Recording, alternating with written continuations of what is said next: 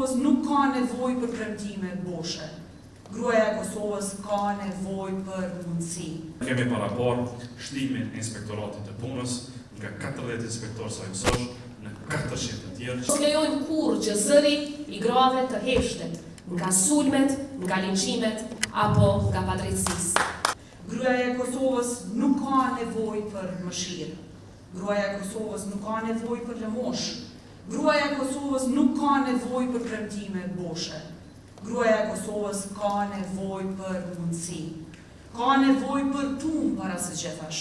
Ka nevojë për pagë dinjitoze. Ka nevojë për qerdhe e për shkolla me mësim të ditor, që ajo të mos mbetet peng i shtëpisë dhe i detyrave të shtëpisë së fëmijëve. Ne nuk duam që vajzat tona të jenë të papuna.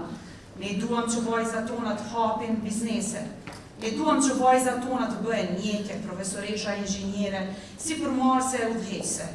Ne nuk duam që gratë të mbesin të mbyllura në shtëpi. Ne duam dhe angazhohemi që të shohim ato në vendet e punës, në institucione, në ndërmarrje dhe para së gjithash në pozita vendimarrëse. Flasi për vajzat e Kosovës. Sepse si pjesë e kësaj shoqërie, po e rrisin fëmijët tonë, vajzat tona, nuk mund të pranojmë idenë se 65% e grave në Kosovë janë jo aktive.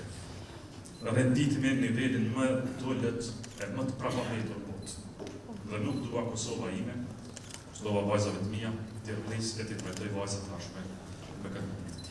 Dhe nuk mund të pranojmë idenë e vajzave të reja që diskriminohen në punësim, varësisht nga planifikimi martesor i tyre, një martesës, lindjeve e çka tjetër. Prandaj kemi parapar shtimin e inspektoratit të punës nga 40 inspektorë sa mësosh në 400 të tjerë që asnjë vajzë e re mos diskriminohet në vendin e punës. Do të bëjmë njësinë e veçantë të mbrojtjes policore, e cila një detyrë të vetme ka që të trajtoj çdo rast të mundshëm paralelisht para se të ndodhë të dhunës ndaj punës. Ne jam i lumtur që tragashi na ka të kalu.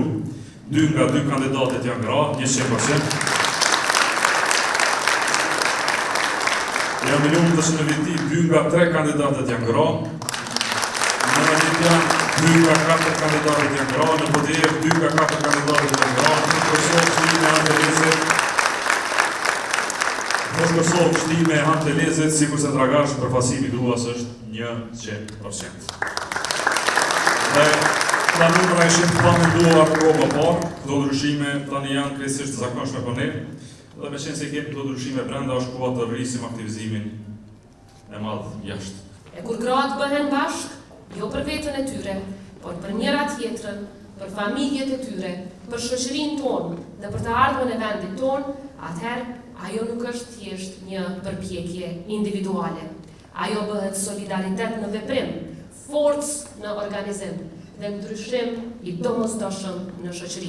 Sot ne nuk po i prezantojmë thjesht një listë me kandidate për deputete, po prezantojmë histori suksesi në secilën prej tyre. Po prezantojmë guxim të jashtëzakonshëm në secilën prej tyre.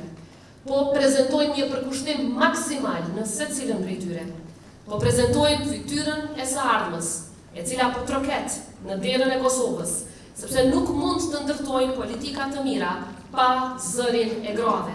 Nuk mund të marrim vendime të drejta pa përvojën e grave.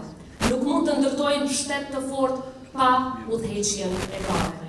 Në një kohë kur propaganda, shpifja dhe dezinformimi përpiqen që ta helmojnë debatin publik, që të njollosin çdo grua të ndershme të kësaj shoqërie, çdo grua që punon për këtë shtet, atëherë ne kemi përgjegjësinë më të lartë morale e kombëtare që të qëndrojmë bashkë.